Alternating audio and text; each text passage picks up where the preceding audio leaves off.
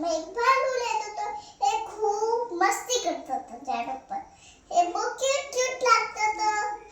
એ બહુ હસતો હતો. એને જે બી વસ્તુ જોઈ એને હસવા લાગે. એવો ભાલુ હતો. ને એક દિવસ વાવાઝોડું આવ્યું, પવન આવ્યો, ઠંડી પડી ને વરસાદ બી આવ્યો. ને પછી પૂરું થઈ ગયું વાવાઝોડું, વરસાદ, એક દિવસ.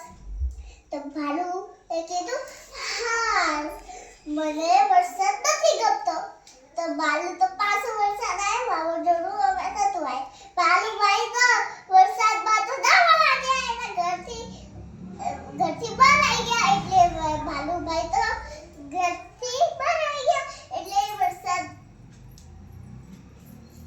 એટલે વરસાદમાં મજા કરતા હતા.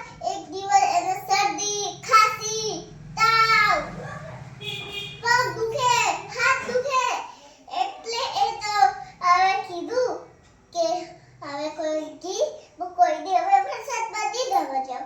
નકર પાછું આવું થશે તો હું બીમાર થશું. તો એક દિવસ શેરડી ખાતો તો છુપાઈ બધા જણવાથી એને વચ્ચે પડતો રાખ્યો તો.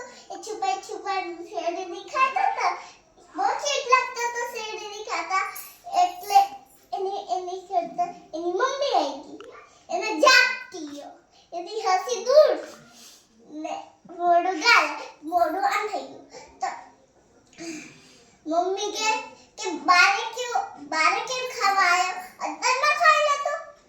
પૂરા જાનમાં દેખી જતા તો ખાઈ ના